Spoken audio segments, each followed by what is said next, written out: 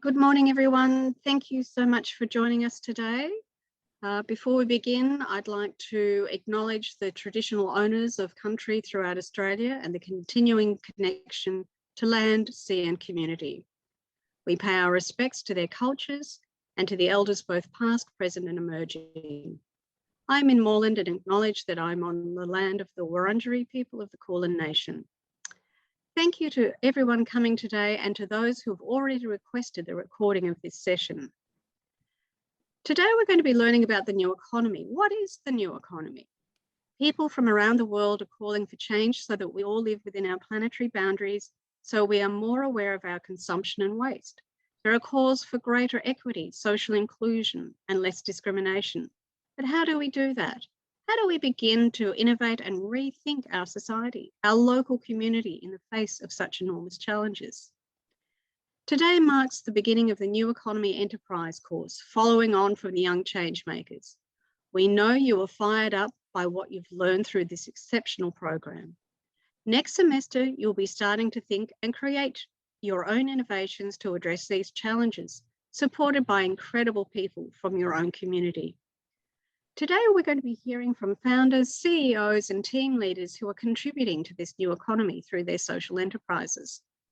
Social enterprises are businesses with a social or environmental purpose, sometimes both. Please make welcome to Gilbert, Managing Director from Melbourne Society, Julie McKay, Founder and Director of Enables Australia, and Nicole Foster, Food Distribution Coordinator of Melbourne's Food Hub, and the wonderful Yui, who is here to help us from inland in the coordination of this presentation to you today. Each of the speakers will be presenting for 15 minutes, then asking for questions directly after their speech. Please give thought to questions you may wish to ask as you're listening. We might also join by asking questions too. We'll hand it over to Tenille now. Thanks very much, everyone, and have a great session. Thanks, Viv, and hi, everyone. It's great to be joining you here today. As Viv mentioned, my name is Tenille Gilbert, and I'm the co-founder and managing director of Society Melbourne. So Society Melbourne is a not-for-profit social enterprise, and we exist to create pathways out of homelessness for young people. Can go to the next slide, please, Huey. One back, yeah. So the story of Society Melbourne is that we began because a group of young people wanted to make a difference in the lives of other young people. So a young man called Dan was 21 and he knew how to make crepes. And he decided that he'd take his crepe griddles out to the beach at St Kilda, make some crepes and sell those crepes and use the profit to give to charities that were working with young people experiencing homelessness. And this was particularly because in St Kilda, there was really prevalent youth homelessness going on. What happened was a lot of young people like myself saw what Dan was doing and were really inspired by this work, by getting out there, seeing a problem and wanting to address it, really. So a lot of volunteers joined in. We became a volunteer organisation of about 25 to 30 young people, basically working to raise as much money as we could to support young people experiencing homelessness. So this here you can see is our first food truck, which was the first way in which we raised this money. And we've grown since then to become Society Melbourne, which is an organisation which has 5 hospitality venues across Melbourne now and continues to support young people experiencing homelessness, but in different ways that I'll talk to you about shortly. Go to the next slide, please, Yui. Thank you. So these are the numbers which motivate me every day. It is that 28,000 young people experience homelessness in Australia on any given night. So that's a really shocking number to me. But of course, those numbers are individual people as well. And they're individual young people who we believe should be given the opportunity to do what they want to do and to realise their potential. That other number there, 38%, is the percentage of the community of those experiencing homelessness who are under the age of 25. So young people are highly overrepresented in homelessness. And this again is why we're really passionate about this issue, because we think if we can support young people, young people experiencing homelessness in this stage, then we can really give them the best chance of success and of moving out of that state of being, rather than the chance of them continuing in the homelessness cycle as they continue with their life. Next, thanks. So our solution to the youth homelessness issue is running businesses. They are hospitality businesses, venues, but they also act as training and employment spaces for the young people who are our beneficiaries, and they also generate a profit. So we have a 3-module on-the-job paid training program that I'll talk you through shortly. And we also work really hard to create a community of like-minded people and groups to work together in eliminating youth homelessness. So we know that our mission is really big. We know that because, we do want to eliminate youth homelessness in Australia, but we know that we can't do that by ourselves. We know there's a lot of other people that we need to support us to make this a reality. So we really engage with as many different organisations as we can to make this happen. Next. So these are our businesses. We've got the Crates for Change food truck, which goes out to schools. It goes to weddings, to festivals, and all kinds of events, selling delicious crepes, and 100% of the profits from those crepes goes back to support our programs. We've got 2 coffee carts. The one under the word coffee carts is at RMIT training in the CBD, and the one to the side currently lives at Chisholm Institute in Frankston. And then we have Home 1 Cafe, which is in Brunswick, and Home 2 Cafe, which is at the University of Melbourne. Next. So our main form of impact at the moment is our home plate training program. I'm going to go to the next one, please, Yui. So this is what our home plate training program looks like. We work with housing providers like Launch Housing and Melbourne City Mission, who refer young people to us who could really benefit from this program. When they come into our program, the young people go through 3 modules. So these are different kind of stepping stones of training in the hospitality space, which allows them to get lots of different experiences and to really gain their confidence as they go. And we also pay young people for every hour of training that they do with us, to make sure it's a really sustainable solution for them. So that 3 modules goes for about 6 months or so, depending on the young person. We don't kind of put a time limit on it. We work with that young person and their needs. And then by the end of this modular program, we have an open shift program where we connect with education and employment partners locally, and we support our graduates to be able to move into permanent jobs or education, depending on what they want. We know that we need to provide that step 5, because if we just let our young people go at step 4, we give them, we present an opportunity or a chance really for them to fall back into the homelessness cycle. So we know that by giving them that next step and making sure that they've got that ready to go, we give them the best chance of not falling back into homelessness. Next one, thanks. We also have something called the rental subsidy scheme. So this is where we support young people to pay for their private rental for 12 months. So we do this by paying a portion each month, and that portion decreases across the 12 months, so that by the end of the 12 months, that young person can afford and budget and know how to pay their own rent and support themselves in private rentals. So we know that if young people can be in the private rental market in a sustainable way, then they can have secure housing, which is what we're really looking for, so that they can then continue out of that pathway and stay secure. So I just have a few facts here. When we're talking about the new economy that Viv mentioned and about social enterprise, there's a lot of words and things that get thrown around. And I guess I just wanted to kind of pull together some of the key things that talk to the kind of social enterprise that we are.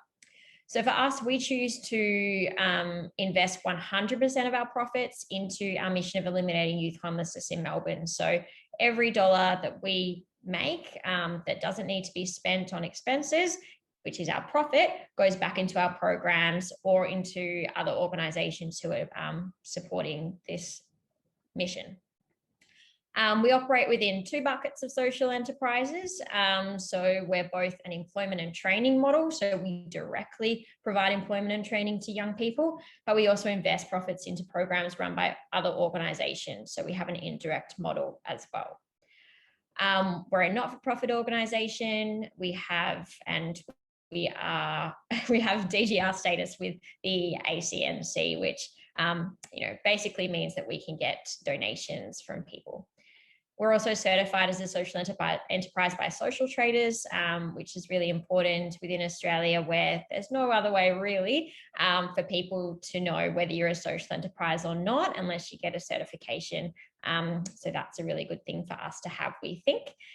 And for us, it's really important that every time we make a decision, we ask kind of, will this get us closer to achieving our mission? That's how we make our decisions. And that's what really means that we're driven by our values and our mission every day in the work that we do. And I think that's basically it for me. I thought I'd just touch briefly on something which is around advice if this is an area that you're interested in working in, or if you're interested in starting up your own social enterprise. So I think it's so important, firstly, to have a look around at the other organisations that exist. There are some amazing organisations out there, and you can learn so much from what's already happening. It's hard work to start your own social enterprise and your own business. It's definitely a great option for a lot of people, but I think there's a really good opportunity, firstly, to give yourself the chance to see what's going on in the areas that you're interested in. And from there, if you think there's a gap, then get some amazing people around you, and that's how it's going to work. You need an amazing team. This is some of my amazing team, and we couldn't do any of the work that we do without having such a great team of support behind us. So thank you. Thank you, Tenille. That was spectacular. That really encapsulated a lot of society in Melbourne, and I know Home One in particular has a special spot for us at Inland. So thank you so much for that. Has anyone from the panel got some other questions that they'd like to ask Tenille before we move on to hearing from Joy? I'm actually just wondering, Tenille, if I could just ask a question about how young people would actually go about accessing your program. How does that actually happen? So we take referrals from 2 organisations, so Launch Housing and Melbourne City Mission. So we don't have young people can't directly apply to us for our program. And that's because we need to make sure the young people we work with have supported accommodation before they come into our program. Unfortunately, if a young person doesn't have the housing and other support they need, they're not going to have the best chance of success in our program, because we don't provide some of those wraparound services like social work. So that means, the best way for us to do it is through referral organisations at the moment, and that means we're able to provide just really holistic support to the people that are in our program. Fantastic. Thanks, Tenille. That makes perfect sense. And I think that's a really useful clarification, particularly for the young people listening to this. So thank you so much for that. So we're going to move on to hearing from Joy. Joy is the founder and managing Enable Australia. Thank you, Julia. We're looking forward to hearing about more of what you do. Yes. Thank you so much for having me here today and the opportunity to share a little bit about my personal journey, but also about the work that Enable does. And just congratulate you guys for an amazing program, and we're chuffed to be involved. So if you want to move on to the slides, and we'll get cracking. I believe we can move on to the next one. Yeah, for sure. Well, here we are. So slide number 1. We're going to talk about what we do in the context of our impact pillars, as we call them. So Enable, similar to Tenille's organisation, is a not-for-profit based social enterprise, so a registered charity not-for-profit. We also have DGR status, which helps us get access to grants similar to Tenille does. So we started in 2014. So we're only 7 years old, still quite young in the whole scheme of things. And so 2014 is my journey to, I guess, have be a founder and managing director of Enable, but my first job was actually in 1985, showing my age for sure. And my job title was Girl Friday, which is really interesting because if we talk about the new economy and, jobs of now and jobs of the future, even the names of the jobs, from all those decades ago are quite different to now, because I'm sure none of you guys would know what a Girl Friday is, but basically it's an administrative assistant, or an office all-rounder. So that was quite a funny little story I thought that I'd share. It's quite not quite meeting the equal opportunity or sexism mark in today's day and age, but it was what it was back then. So a little bit about Enable and who we support. We primarily are looking to support people with disability. We also long-term unemployed. We work closely with migrant and refugee population because we do have a very high concentration of migrant refugees in the Hume City Council area. And we also work with Department of Justice as well with an offenders program from their Derrimut site. So just a little bit about social enterprise. Again, I don't want to go over what Tenille's already been over, but I think that the very power of using commercial acumen or commercial experience to create social change and make an impact is a significant opportunity for people. So when you're thinking about making money or creating employment, or what we do is tackling environmental issues, there's no reason why you can't combine social impact and environmental impact with creating jobs. And I think it's a really important point. And I think social enterprise has got a very strong space in Australia to tackle these social issues, but also create those jobs. So if we move on to the next slide. A little bit about us. It's from a social impact perspective, similar to Tenille's wonderful home plate program, which I think is awesome. We work on a pathways program, and the initial piece being the employability skill program. So we've worked with over 1,000 participants over the last 6-7 years, and very strong focus on technical skills and what employers are looking for. So for example, if you're working in IT, you obviously need your IT technical skills, but also too some of the soft skills like communication, teamwork, being dependable, turning up on time, all those sorts of things. And one of the things that we find that's important too is, particularly with our e-waste and IT side of our business, quality is really important. And we've got our accreditation as a national e-waste processor, which what that inadvertently means is we're working with lots of quality control. The expectations are high around customer service and the likes thereof. So the work and learning environment is really robust to a point where we consider it best practice. So those that are interested in working in the industry can then use that experience from Enable and say, well, we've worked in an accredited e-waste environment. We've got that on our CV. We're interested in applying for a job for you guys, and you guys work in an accredited e-waste environment. And it just brings those two together with matching those skills, industry skills in particular, a lot very closely. So from a social impact, we also provide a platform for community inclusion. So whilst people come in on the work and learning stream, we also have people that come in and just want to be volunteers, whether they want a place to be or, join in on all the fun. And it is actually quite fun dismantling tech. I find it quite cathartic myself. And so it's a bit of a hybrid sort of model with, you might have older volunteers coming in with younger people with disability, and it's all, you sort of, melts in together for a nice, great experience. It's a good place to be. We're obviously focused on employment pathways, which we'll talk a little bit about later, and our affordable tech program, which is probably our flagship at the moment, focusing on another emerging and very prevalent issue of digital exclusion.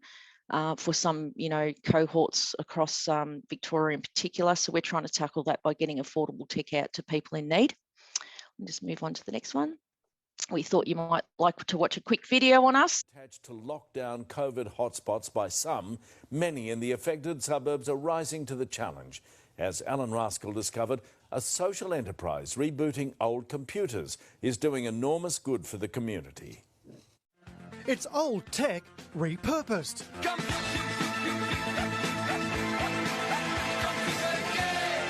Broadmeadows social enterprise Enable is collecting old donated tech before clearing the data and recommissioning the equipment for those in need.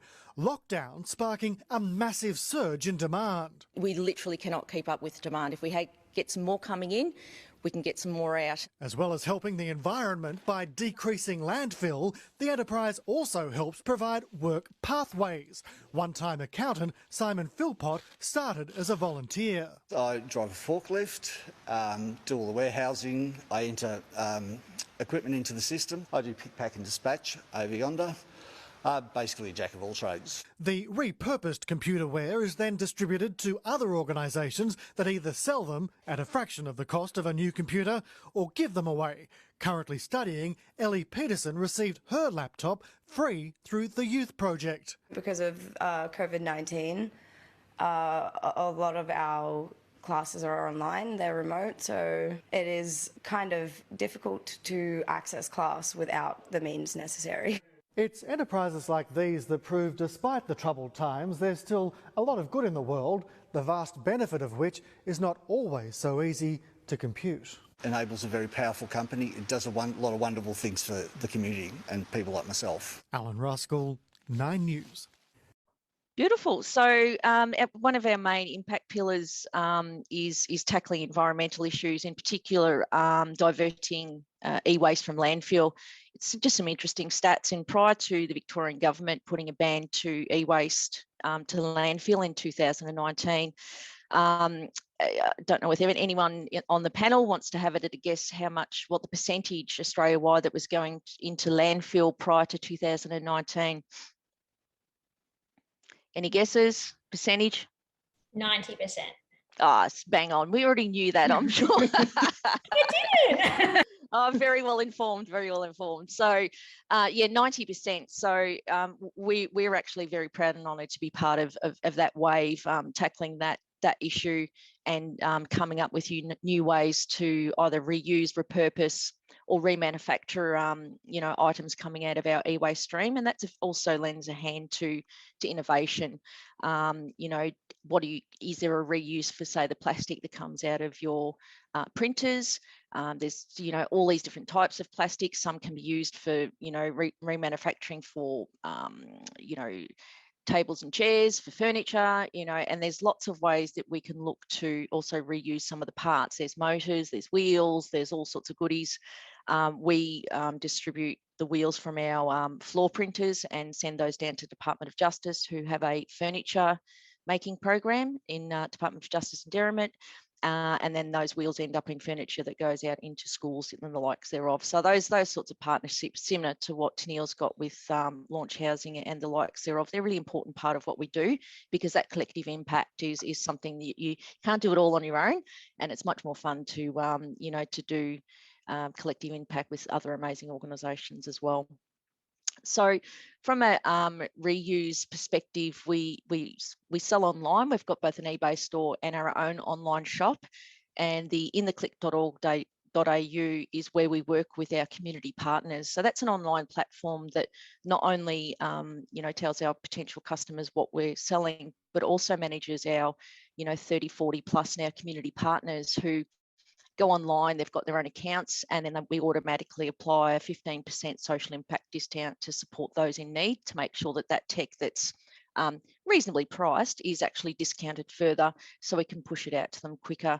Some of the organisations buy the tech and distribute it through to their people. Other organisations put referrals onto us, and then we set up an account for them and a coupon so they can access their discount as well. So that's good to use technology to assist in a greater reach for us. And that means that it's not just Victoria based now, that we can also do this Australia wide with other community partners in other states, which is really important. And obviously from that perspective, we also dismantle heaps and heaps and heaps of old tech, and we send that through our downstream recyclers and to save it from landfill as well.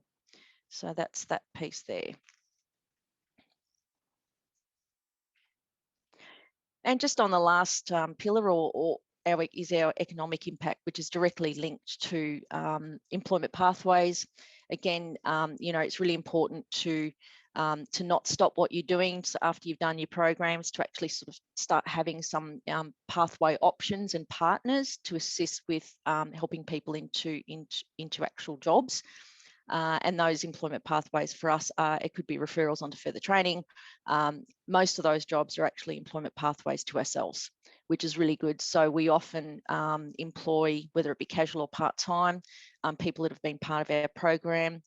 We've currently got 6 individuals that have come through our Working for Victoria stream, where we work closely with the Victorian government to employ 6 young people with disability who'd been part of Enables programs in the past.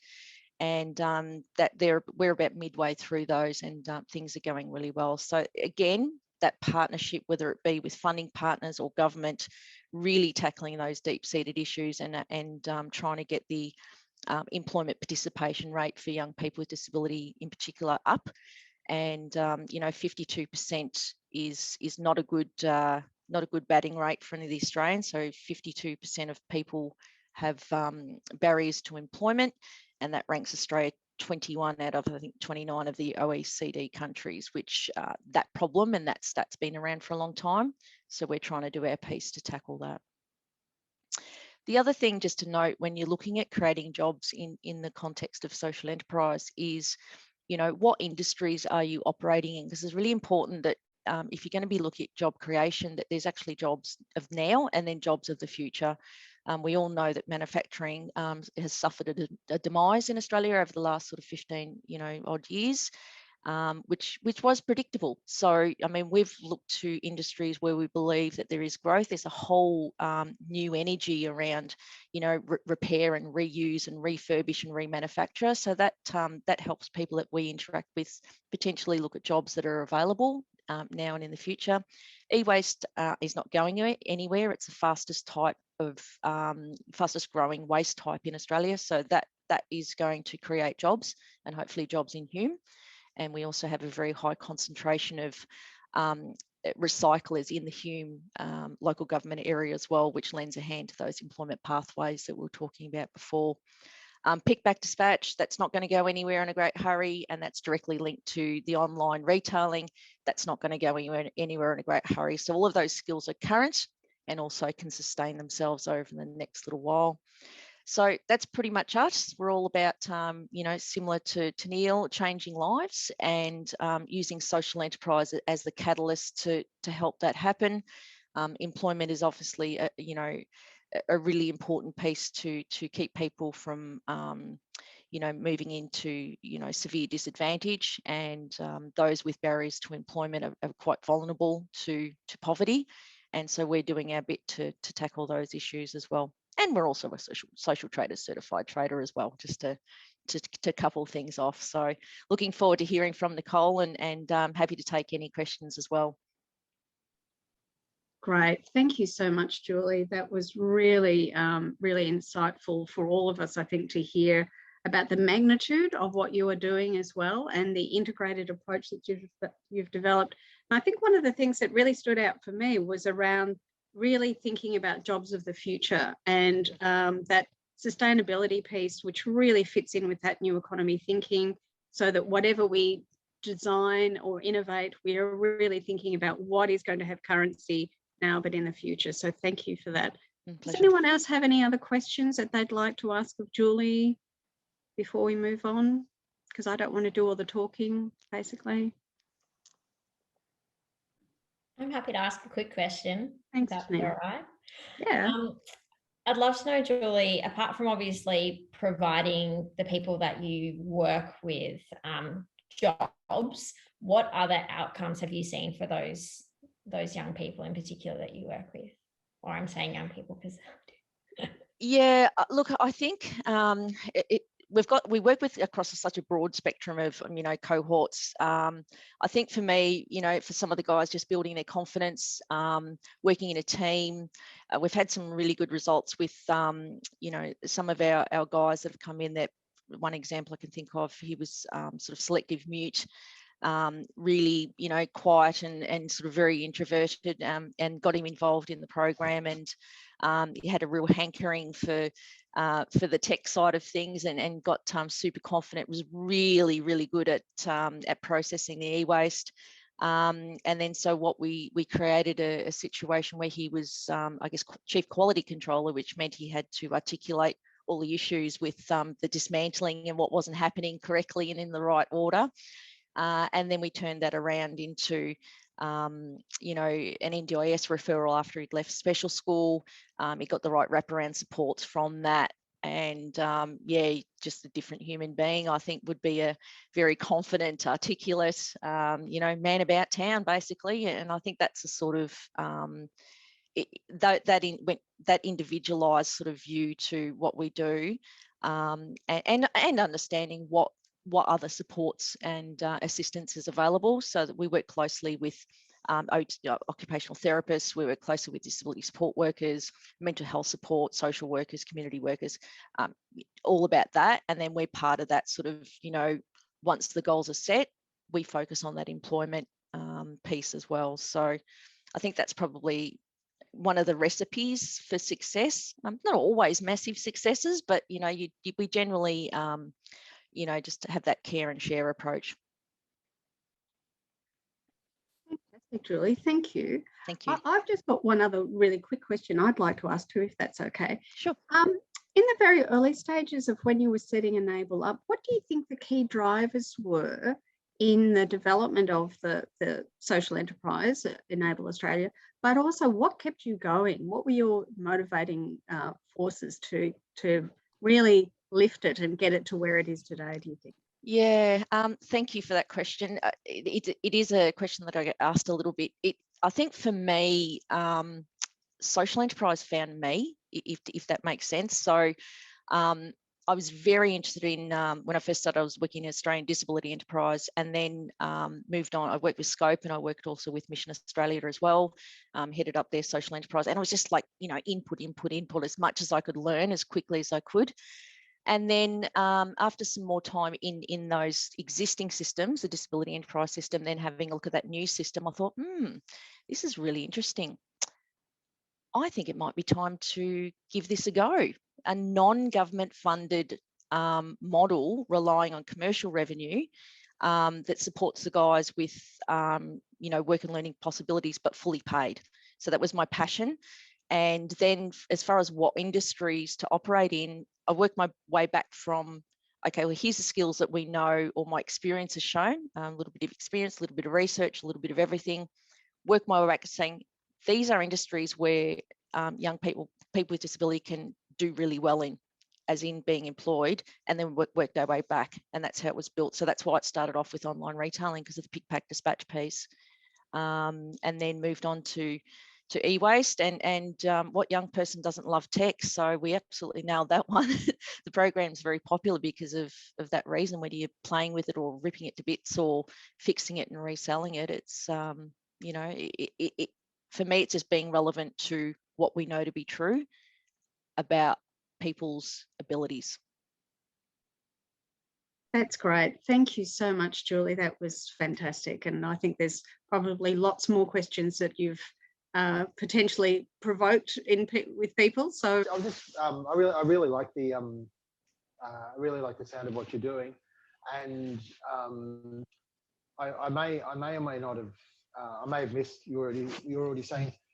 Where do you source your technology from? Like, where do you? Is it something you specifically do drives for, or is it collected through?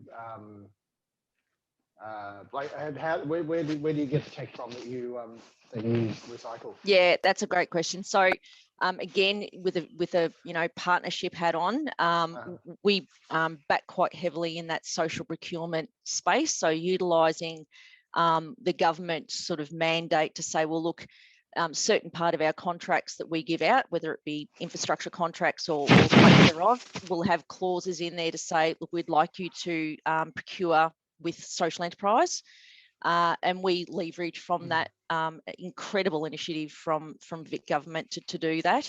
So a little bit of social procurement. So a lot of one of our main target groups is education training, and that's for obvious reasons, because we talk the same language. We're work and learning, education and training. They're big consumers as well. And, you know, we also give them an opportunity to, I guess, piggyback off our impact to say, well, look, by working with Enable, strategically, that's important to them, because then they can start sprucing, for example, United Nations Sustainable Development Goal number 8 for decent work as well. So it's not just, hey, look, we'll do a transaction level. It's like, well, we'll partner with you. We'll help you create that impact, and that's impact that they can own through us by giving us their tech and letting us do what we do. Thank you. Fantastic. Great. Thanks, Julie. Thank you, Dom. That's a great question. And thank you, Julie, again. Pleasure. Thank you. Okay, so we're going to now move on to our last speaker, Nicole Foster from the Melbourne Food Hub. Thank you, Nicole, and we'll hand it over to you. Yeah, hi everyone. It's great to hear about all of the journeys. I'll go with Melbourne Food Hub. We're super young. The Melbourne Food Hub was established in 2017 in Alphington, but the program that I'm going to talk about today, which I have been running for the last little bit over a year, is the Grow Source Eat Fruit and Veggie subscription program. So it's a veggie box program that's sourced from specifically small to medium scale Victorian farmers. So most of our farms are about an hour outside of the city. It's meant to be a support system for the farmers and an education for customers. So we'll just move to the next page. The Melbourne Food Hub itself is an initiative of Sustain, Australia's food network, which is a think and do organization that works with local government through a collective impact model to get larger food systems issues on the table. And so the Melbourne Food Hub has a few different arenas. We've got an urban farm in Alphington. We're working on establishing a few new urban farms, which we're really excited about over the next couple of years. On the urban farm, we have a climate smart food classroom. We haven't had heaps of time to do anything with the classroom in Alphington because of COVID lockdowns, which we're currently in. We've got the Grow Source Eat Fruit and Veggie subscription program, which feeds into our food justice model. We work with participating farms and rescue food waste from their packing floor and donate it to other food relief organizations, which I'll talk a little bit more about. So we use a collective impact model, which is kind of a structured way of creating common agenda, shared measurements around impact. And we really believe in collaboration over competition. So we'll move to the next page. The program itself is a subscription program. Fruit and veggie boxes, weekly, fortnightly. You can order a Try Me box. We offer eggs, no eggs. We've got a lot of add-ons that are like small makers from Melbourne. It's all Victorian produce, so we only source from small, medium scale farmers in Victoria. And now we've got the Maker's Shop. The program itself was started as an initiative to support small to medium scale farmers as a way for them to have another market outlet other than a farmer's market, which is amazing, but it's nice to have kind of like a subscription program that's a weekly wholesale order that a farmer can like really rely on. That's kind of the basis of the program itself. We launched right before COVID last year. Like I think our first veggie box was like March 9th, and we expected a really slow growth. And it grew quite quickly over the next year. And so we've kind of settled currently where we're at. So we're looking at some new business ideas and opportunities. But if we can move to the next page. So the impact so far, we've distributed 10,000 kilos of local produce since March 2020, $60,000 back to small scale Victorian farmers, 5 part-time jobs created, 11 collection points plus home deliveries, had 10 volunteers work with us, lots of different fruit, veggies, and herbs, and almost 2,000 kilos of fresh food relief through the Moving Feast Collective, which we're a part of the Moving Feast Collective, which is a collective of bunch of different social enterprise businesses and organizations who came together over COVID to kind of pool resources and funding. So we got a grant to purchase local food and donate it, which has been really amazing. This is our farmer. That's me and our farmer Claire, who farms on our urban farm in Alphington. Can we move to the next page? Okay, so our principles. It's only sourcing from local Victorian farmers. So small scale, medium scale, Victorian farmers. It's only seasonal. So during the summer, it's amazing. There's heaps of veggies, but once you get to the winter, right now everything's being planted. So our produce list that we're getting from farmers are really, really small. So it's really learning a lot of the principle of the program is to educate the consumer on what it really means to eat locally, seasonably, and sustainably. Sustainable is a really good word that we use. We never use the word organic because obviously organic is what you think about when you think about like local sustainably grown food, but actually the organic certification is quite difficult for small scale farmers to get. It's really expensive. So a lot of times they can be excluded from a lot of the like organic opportunities that are out there because they're growing sustainably under organic principles, but they're not certified organic. So we source from sustainable farmers who could be organic, but who don't necessarily have to be, but do grow in regenerative, sustainable ways. A fair price. So we pay our farmers a fair price and a living wage for their produce. We don't haggle on produce with farmers. We really, believe in trying to educate around the cost of foods. It does mean a lot of times that we'll get messages about, the other week we had a veggie box go out and I got a message saying that it wasn't enough food. And, it's interesting because a kilo of potatoes from a small scale farmer costs $3.50, which you can get, 4 kilos at the grocery store for a similar price. So it's really trying to educate around the price of what small scale local food costs, because Coles is warping our minds of what food looks like and what it costs. Seasonal and unusual.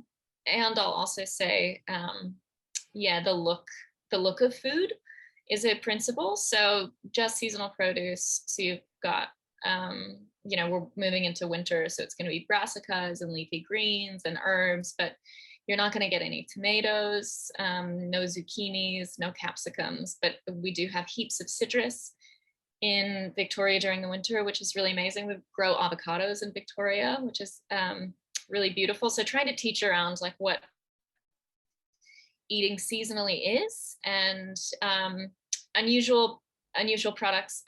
It's kind of down, but garlic scapes, Tokyo bacana, sprout tops. So garlic scapes are the top of garlic. So garlic is a bulb vegetable, so it grows underground, and you dry out the garlic bulb, and then it's got the tops that almost look similar to leeks, and then it has one little kind of garlic scape that comes out of the top, and you can actually cut it and eat it fresh, and it's really delicious and really like garlicky and used a lot in Asian dishes.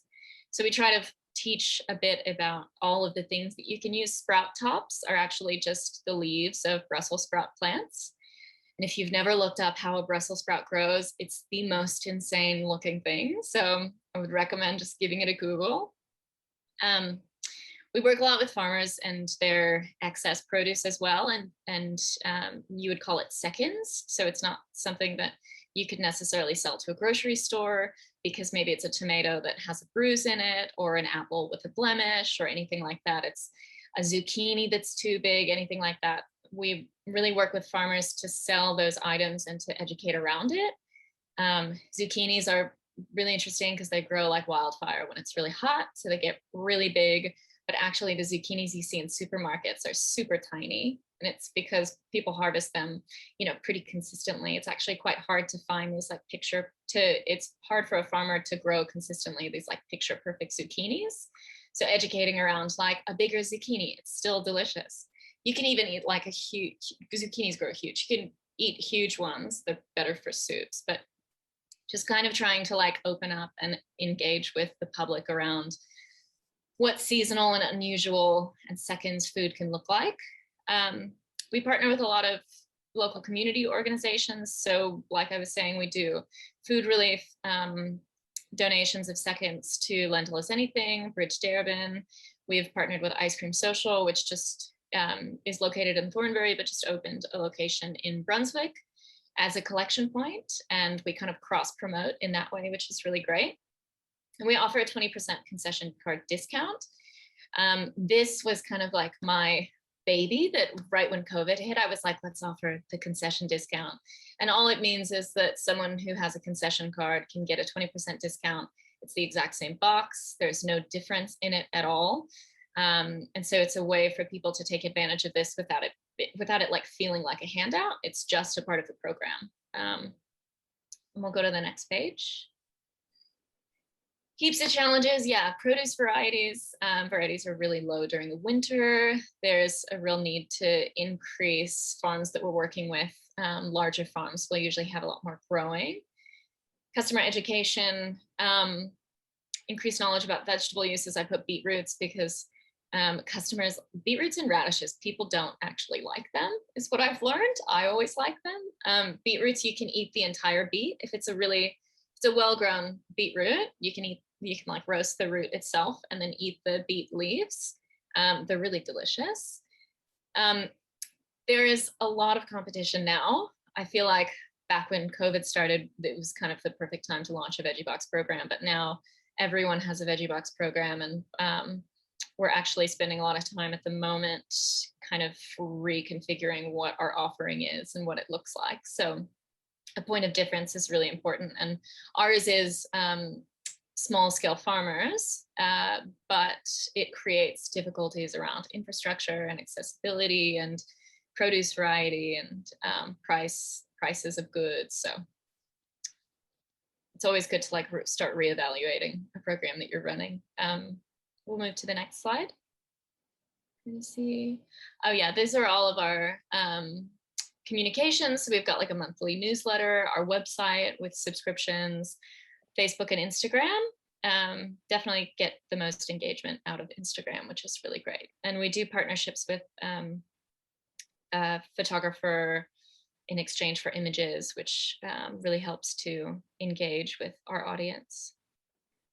And I think there's maybe one more. Oh yeah. Okay, so learnings.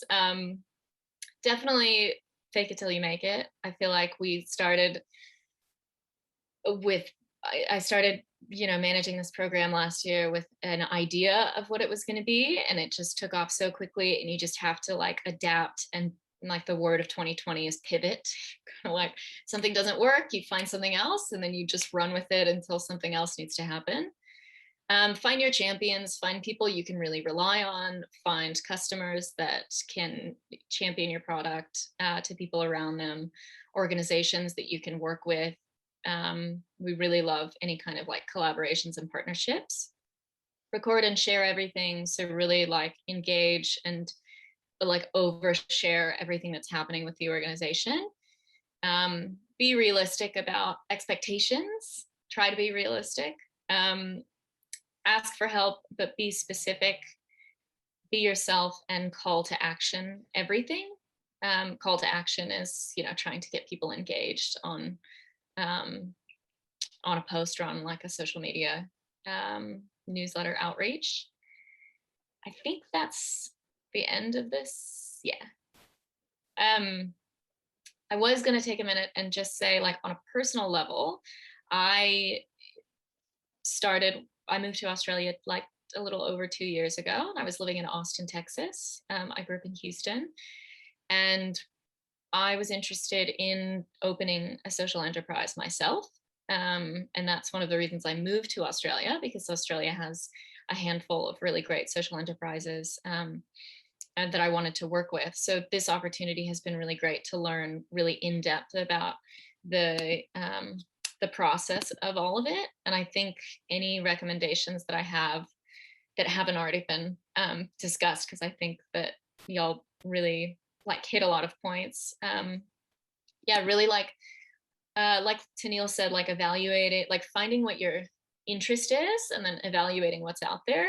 I really recommend just, trying what you can, volunteering, going to talks, trying to just talk to people about it. If you're interested and you can talk to people about it, you can find so many different ways to get into, projects and organizations. And it's a good way just to like get to know the network that's out there, and then getting positions that can kind of help you grasp what it would take to open an organization really helps.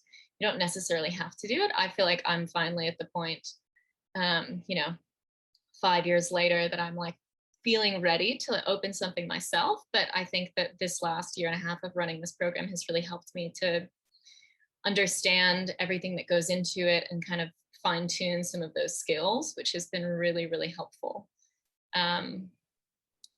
I thought that would Lovely. Thank you, really Nicole. help the students a little. Yeah, that was fantastic. There's lots of points I want to raise, but I'm going to ask first if anyone else has some other questions before we move on to wrapping up for the day. Just Anyone? maybe, Yep, Julie. just a quick one. Just thanks, Nicole. That was really informative, and love your passion. That is, I think that's probably social enterprise 101, and that'll get you everywhere through the tough times. And you clearly know your stuff around the food piece as well. So congrats on all the work that you're doing.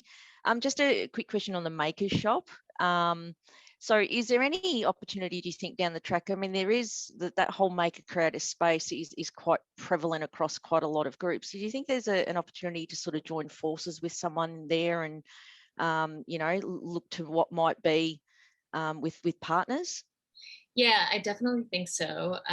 We've been selling, like small scale goods from local small makers, and we've got a food business boost program at Sustain, which is working with migrant women to realize their food business dreams. So going through like the creation up into the development and launch. And so we sell some of those products there. So if there were an interest in like a partnership, we're looking to expand that avenue. We're going to launch the new cohort of food business boost participants in the next like 6 months. So that could be a good opportunity.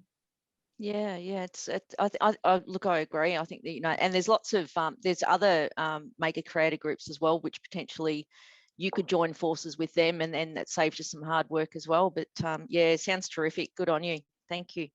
Thanks. Great, thanks, Julie. Okay, there's two really critical things that I'd really like to ask Nicole before we wrap up for today. One is, where is Ice Cream Social and what does it do? So Ice Cream Social, there's one located in Thornbury, and they just opened a location right on Sydney Road in Brunswick. Helen that runs it we kind of work closely with her in food systems, but first and foremost, they sell ice cream and cakes and pies, and they're the best. They're so delicious. Fantastic. That's what we need to know. Yep. Yeah, they just have they're always keen to kind of partner with us. And when lockdown first hit, we were doing a partnership where they were doing our deliveries, and people were able to add on ice cream products. So they were kind of recouping the costs from that. So that was really helpful. So those kind of like, collaborative partnerships, I think, are really important, especially in the beginning when you're kind of unsure of what's happening. Yes, yeah. Fantastic. Thank you, Nicole. Can I just say to all of you, one of the things that's really come across so strongly with each of your enterprises today is that collaboration and the learning that has to happen to really get a really full grasp of the area that you want to work in, but also the openness and willingness of social enterprises to support each other around your social or environmental missions. I think, and I think also the other thing that has really come up, not only about learning from each other and your social enterprises, but also the point of difference. I think, Nicole, you raised that earlier about being really clear as you are learning, what are you going to do that is really different to what else is occurring in your local community. The other thing that really stood out for me, Nicole, in your talk too, was around the fact that you have created incredible impact in a very short span of time. So I think as you go through your learning process and you're evolving, When you are motivated, which is what Julie just said, when you are passionate about what you're doing, incredible things can occur. And I think with each of you, that's really clear that your passions have been your drivers, and that you've been able to get some really good people, good networks. You've been able to build those partnerships to get this work happening. So thank you so much to all of you today. I'm really deeply, appreciative of what you've been able to do, and what you've actually introduced to the students today as well. I'm just going to really quickly wrap up by saying that, in fact, my name's Viv Sercombe. I'm the Youth Enterprise Hub from the Inner North Local Learning Employment Network. You're going to see myself and Nui quite a lot over the next semester, as you are going to be doing the same work as our 3 speakers have done today. You'll be going out and looking at social enterprises, talking to people, getting a real sense of who is doing what in your local community in a whole range of areas, so that you can really tap into what your passion and purpose is to create your own, whether it is a social enterprise, whether it is a product, whether it is a service, or it's an idea that you have that you really want to understand better. That's the purpose of the work that you will be doing with your mentor over this next semester, with a view to potentially taking it further if you want to. And that's part of the work of the Hub is it will be working with your teachers and your schools and the wider community about what that could look like. So we're really excited about everyone participating in this program, and we've got an incredible group of mentors working with you next semester who are really excited about being part of this program as well. And lastly, and I can't thank you all enough, to our presenters today for putting in the energy, the thought and the passion that you've presented. So thank you so much for your thoughts and insights, and I'm hoping we can stay connected as this program evolves too. You've got so much that you can offer all of us, and we'll continue learning throughout this, way beyond this semester. So thanks so much to all of you today. Thank you. Thank you, Vivian. Thank you. Thanks for having us. Thank you. Yeah, awesome. Bye.